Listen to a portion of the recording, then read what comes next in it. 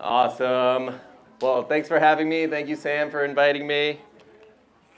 Let me move up here a little bit. All right, I'm not going to move much because of obvious reasons. So, yeah, thanks everyone for having me. This is exciting to share about a little bit more. I think we talked about this mountain a few times now, Denali. It's the only mountain in the world, apparently. But my story is a little bit about how myself and another adaptive athlete were able to summit and ski off of Denali, being the first adaptive skiers to do so. Pretty cool. Oh, we lost it. Tech issues. Did I press something? Nope. Hang tight. Oh, there you go. Okay, we're back. And became the first adaptive athletes to do so. Pretty cool accomplishment. It was quite the experience, so I wanted to kind of build a more relatable experience for you all, because expeditions are kind of glorified a little bit through all these films and stuff, so just wanted to kind of break it down for you a little bit. So myself, I am Vasu Sojitra. I am a professional athlete on the North Face and a few other companies. There's a few other North Face athletes wandering around here. Primarily a big mountain skier, so that's that photo with me in the orange jacket, and then I do a fair bit of long distance running, around like 20 kilometers to 40 kilometers, kind of long. I don't know why I do that. And then I'm also a professional soccer player for the US amputee soccer team, so kind of a all-around athlete when it comes down to it. I also work alongside Karima, who chatted yesterday, around advocacy and organizing. I do a little bit of that as well. But right now I'll talk to you about a bit more of my professional athlete stuff. I am a skier by trade, so not sure why I'm at a climbing festival, but here we are. But I do climb up mountains to ski down them. I think the last thing I ever want to do is walk down a mountain. It's kind of brutal, but people love it, to each their own. But for me, I have developed some equipment myself, along with some friends, to be able to ski tour up mountains in snow. You can kind of see on, your left, the footprints that I make. There's a little track and then two snowshoe holes that's how I get up on snow. You can see in the middle a couple pictures, the little basket that I've made that go on my little crutches that have little skis on the bottom, so pretty much these, but with little skis on the bottom. And then on the last photo on the right, you can see that I added a ice axe pick. One of my friends helped me weld a little bracket that I can attach to my crutches for steeper terrain, climbing up ice, things like that. Kind of a little ridiculous, but it's nice to have that in certain scenarios. Here's more photos of that. The middle photo is kind of the full rig. Those are the baskets on the right, and then I can also pull the string, if you can see the little black string, to make the little ski go vertical so I can walk on ice and cruddy terrain. Let's see, go, next. All right, so into the Denali segment. So myself, these four athletes and videographers and photographers, along with my friend Pete, were working to build a relationship together and go climb the tallest mountain in North America, Denali. Pete is, let's just say, more of a meathead. I don't know how else to put it softly. He works out a ton, a lot more than I do. I feel like I just sit on my butt most days. But he is a very, very strong athlete, climbing up mountains alone and skiing down them over in Oregon. He's also a family man, has kids, a full-time job. Very opposite of me in a lot of different ways, politically, socially, all these things. Very much didn't quite identify as a disabled person, not in the disabled space. So we are very polarizing in that sense. So this trip up these mountains together was quite the experience of getting to know each other through some frustration a little bit. The first mountain we actually tried to build a relationship on is also another mountain, apparently the only other one in the world, Tahoma, which is Rainier out in Washington. We wanted to ski off the top. we were slightly unsuccessful, but we wanted to ski the Finger, which is that nice small little slit right there that arrow is pointing to. It's what we call in the ski space a 50 classic, and it is very steep and very technical. On our way up, we ran into another adaptive crew, actually, a guy in a sit ski with a crew that was, you can kind of see the crew behind him, pulling him through a rope rigging system, quite ridiculous and amazing at the same time. So we had to obviously take a photo with him. Pete here really wanted to bust my balls a little bit and burn me on this mountain because he thought he was stronger than me, which I think he kind of is in certain scenarios, which is fine. But you can kind of see him on the right here, and then me struggling on the left, climbing slowly with my outriggers. This is on the bottom of that Finger ski line. And then we had to sadly turn around 12,000 feet. Tahoma is about 14,000 feet. And just because the mountain was pretty much falling apart and we saw rocks falling, snow melting really quickly, crevasses opening up. So we needed to get off that mountain as quickly as possible. And that video is not going to work, whatever. It was a video of, is it going to work? What do you think? Trying to connect.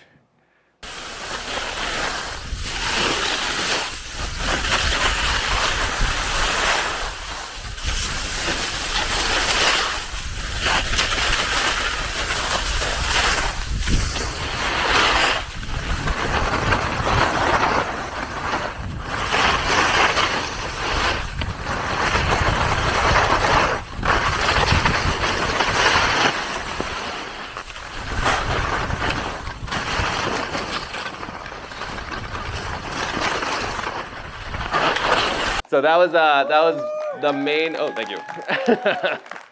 That was the main section of the Finger. It's about I don't know if people are big skiers in here, but it's about like a 50 plus degree ski line. So if you're standing vertical and you reach your hand out, you can touch the wall. It's incredibly steep. Videos always don't quite do it justice, but the moment I strapped in and skied down, I definitely blew Pete's mind. He was definitely struggling a little bit more, and he started realizing like, oh, okay, this is why he's a professional athlete. That makes total sense. Got it. Okay. So slowly tried to break his, biases around me because I'm as in his own words, a liberal snowflake. So that was hilarious. I like that part. Let's see if I can. There you go. And so as I started breaking his biases, we finally decided like, okay, cool. Like our team is kind of working well together. Why not give Denali and a month on the mountain together a try? So this is Denali. This is the tallest mountain in North America. This is taken from the valley closest to the mountain. It's about 20,000 feet, a little bit over. And then we wanted to try to ski the Messner Couloir. It's another 50 classic. It's kind of just like lines that are really well known in the ski industry. It would have been cool to do it as, again, some of the first adaptive skiers to do so. Sadly, that year there was about 3 or 4 inches of bulletproof ice. If you don't know what bulletproof ice is, if you try to hit it with an ice axe or anything sharp, it still doesn't break. You literally need to shoot it with a gun, and it will break it. It is very dense ice. It looks blue, and it's pretty much unbreakable. So this year it was off limits, I would say. So we had to pivot a little bit and just try to get from the top to the bottom without, lack of a better word, dying.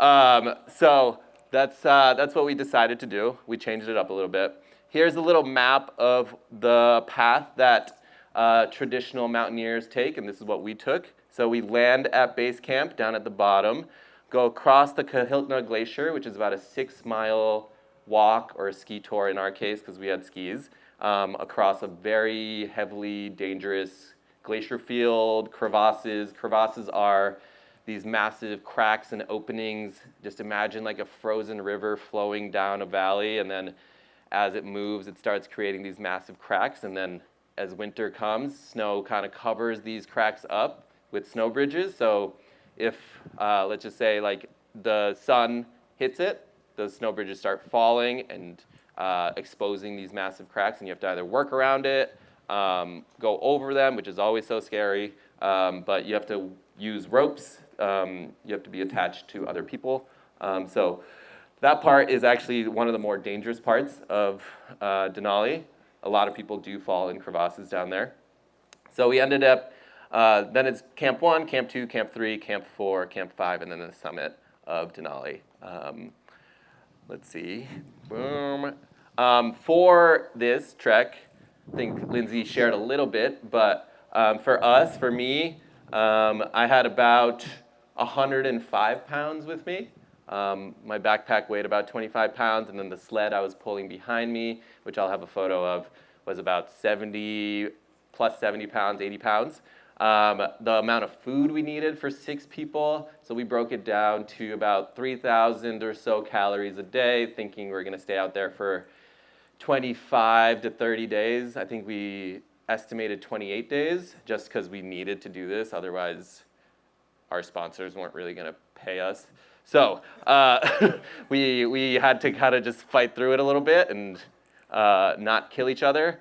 So we had about 3,000 calories per person, so that's times 6, whatever that is, times 28. So that's about 500,000 calories between all of us. So we had to carry that much food and fuel as well up the mountain. The hard thing about Denali is you have to carry everything yourself, whereas a lot of other expeditions around the world, other 7 summits around the world, there are porters or Sherpa or other folks that are helping carry the load. On this mountain, you have to carry everything yourself, including your own poop. So that's lovely, and it smells wonderful after a month. Here's the view from the airplane. Huge mountain, huge landscape. I don't know if this does it justice, but those crevasses can fit an Empire State Building.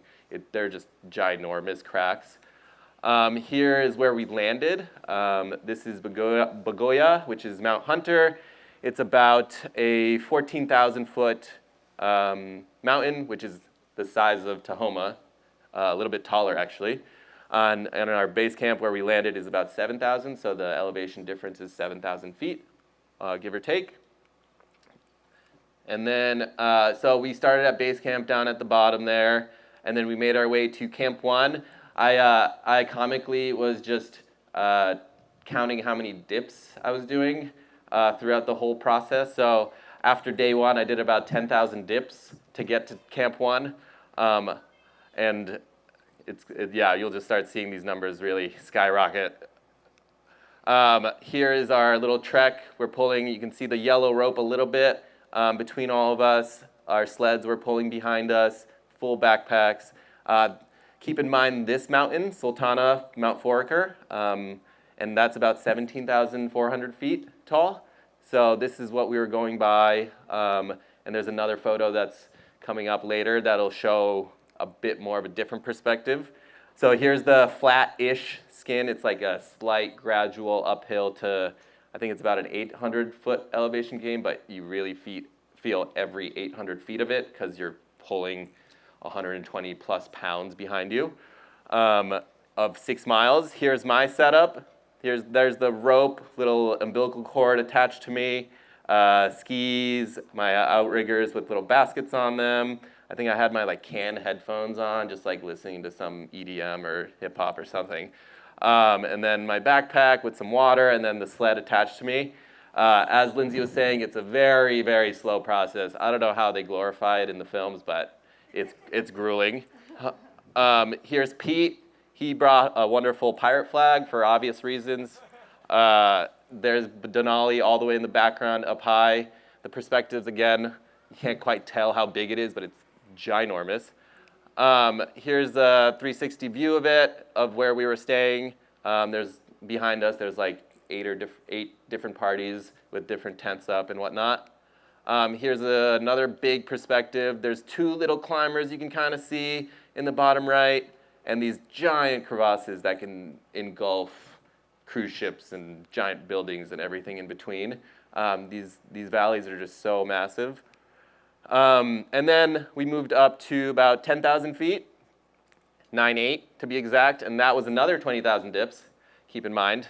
So slow and steady there. That was a bit more of an elevation gain, so we were definitely moving a lot slower. And it was very sweaty, covered up.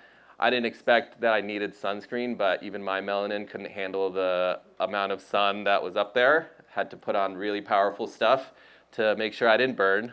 That was a first in my life. And then this was our camp at that 10,000 foot camp, Camp 2. There was a blizzard, so we kind of just hunkered down. We had to keep clearing our tents over and over again. As Lindsay was saying yesterday, it was like, up to our knees, and we just had to keep clearing it, boil water, boil food, all these things that we needed to do. Quite brutal. Highly don't recommend. I don't know why I'm sharing this.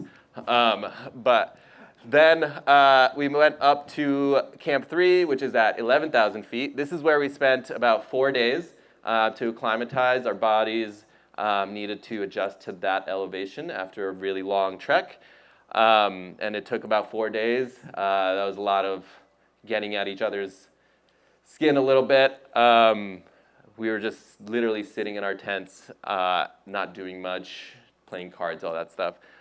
Here are kind of the rolling hills right before 11,000 feet. This is technically a hill, I swear, but it's hard to tell. But yeah, massive valleys. Here's our little camp. We had a dome tent, which was funny because it's about 50 pounds of our weight, and we wanted it. We were trying to be luxurious.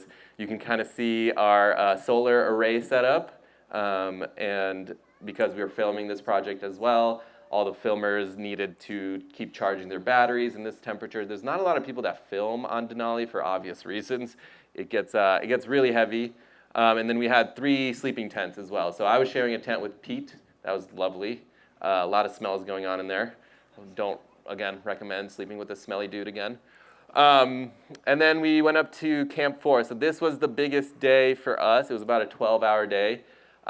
We started a little later than we wanted to, but that tacked on another 10,000 dips, which was lovely, and my arms were really feeling it. This is where we really hunkered down a little bit. We had a lot of condiments. We had to flavor up our food a little bit. After a certain point, ramen gets a little bland, so we had a lot of Frank's hot sauce and a lot of cribbage and board games and books. Here's our little push to 11,000 feet, trekking with our sleds. Pretty brutal. On that right photo, it kind of doesn't really show, but there's a cliff right at the edge of that, so you can't really lose your footing. It's pretty steep as well, and it was super windy. We call it Pig Hill. No, wait, which one is that? No, Motorcycle Hill is what it's called. And yeah, just kind of another brutal one. This is an epic shot of me with my backpack and really bright orange jacket on that same hill. I really like this photo. Kind of shows it. And then Windy Corner, right before 14 Camp. This is where all hell broke loose a little bit right after this.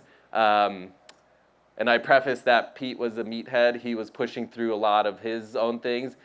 Given that the folks right before me were talking about healing and the journey for men, this was definitely a big moment for Pete to understand himself a little bit more. He was doing a lot of stuff on his own, independently, didn't want to ask for help, whereas I was on the other side, where I was definitely asking for help, pushing some of the heavier load off to my teammates just to save my arms a little bit more for what is called the upper mountain, which is from 14,000 feet to 20,000 feet. And after Windy Corner, after about 13,000 feet, we were moving, and Pete collapsed super hard.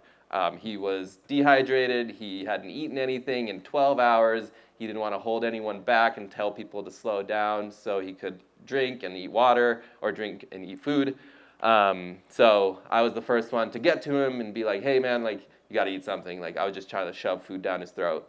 So kind of tables turned a little bit. He was trying to burn me early on, and now I'm like, okay, dude, like, there's no need to burn anyone. Like, this is a team effort. We gotta kind of get through this together instead of like showing each other off. So that was a really big moment in our expedition. If folks have been out there for days with friends, you can kind of feel like the environment and everything around us can kind of be stacked against us, and that really surfaces a lot of different emotions, big emotions. Sometimes, mad takes control over the control center, if anyone knows Inside Out, and kind of just starts yelling at you, makes you yell at people, makes all these big selfish, egotistical emotions come out. And that was what was happening in that moment. And it was cool to kind of take a step back and, work as a team to get our footing and get back on track to be able to get to camp safely. One, that was definitely a priority. We didn't want to get heli-vac'd off of that mountain. That would have been really a big bummer for all of us. But we did get to 14,000 feet at, I want to say like 1 in the morning. This is what 1 in the morning on Denali looks like. The sun does not set up there, but it does go behind the mountain, and the temperatures drop to like negative 30, 40 degrees. So it is very, very cold. And we were definitely feeling it. So we had to quickly set up camp and just hunker down after that whole episode. But we stayed at camp for about, I want to say 8 days. We stayed at camp for 8 days. Little bit of hiking around. You can see that in the right photo with big crevasses and bergschruns and giant like all these ice structures everywhere. Someone had the audacity to bring up a charcoal grill all the way up to 14,000 feet and a crap ton of Costco hot dogs. So their motto was, we're not going to be remembered for skiing off of Denali, but we're going to be remembered for the people that brought up a charcoal grill and threw a hot dog party. So they threw a hot dog party, and we all loved that because that was real food for a minute. That was a great experience. And then this was our setup. Let's see if this works. Yep. Will I see you again? We are always running for the thrill of it. Always pushing up the hill, searching for the thrill of it. All along we are calling out now to get. Never looking down, I'm just an aura of what's in front of me. Is it right now to be born? So, highly don't recommend it, but it was a cool experience nonetheless to dig a giant hole on our days off. But yes, that was a hilarious experience. After Camp 4, where we spent 8 days, we went up to 17,000 feet, which was Camp 5. That was another 20,000 dips, because that was a lot steeper of a day. Here's a photo of me going across this massive ridge line. I don't know if you guys can see this, but here is 14,000 feet, that camp we were at. Really tiny little speckles. And then in the back is that mountain, Mount Foraker, and that's 17,000 feet. So we were pretty much at the same line of sight as the summit of Foraker, the one that we saw from that valley earlier. Kind of a wild experience up here. The clouds kind of spread apart, and we started seeing a lot of these big mountains kind of show their face. Oh, there we go. Here's another view from, you can see the speckle of 14,000 feet in that bottom right corner. Bunch of little tents, crevasses around it, Foraker in the back, and yeah, huge landscape. Then we made our push up to the summit, which was about another 3,000 feet. Let me move up here again. Yeah, and that was another, what? Oh my God, that was 30,000 dips? Jeez, I didn't even, no, 10,000 dips. That was a lot of dips.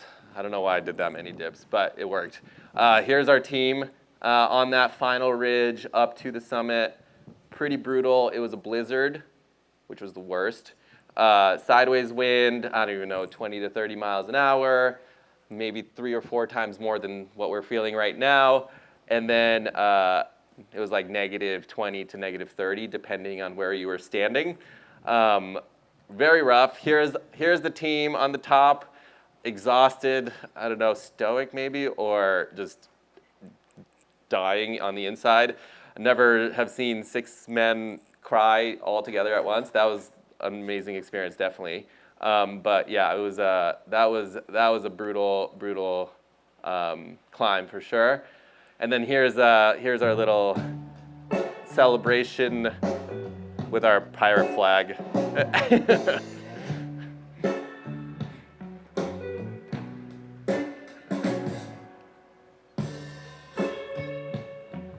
You can see that there is no visibility behind us, sadly. I swear we're on the summit. Makes you feel good when you're on the road. And you got your hair down and you're on your own. And Stein sadly pooped himself at 19,000 feet. We feel bad for him for that one, Makes you feel good but there's always one.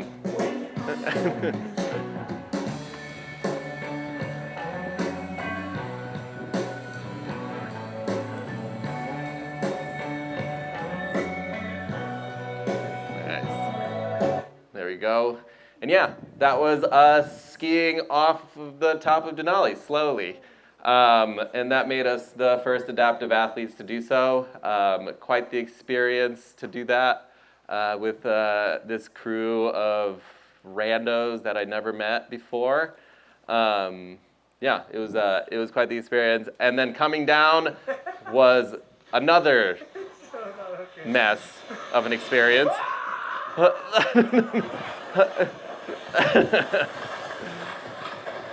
And this is at 1 o'clock in the morning. That was 1 o'clock in the morning. The sun was never setting, and it was just twilight always.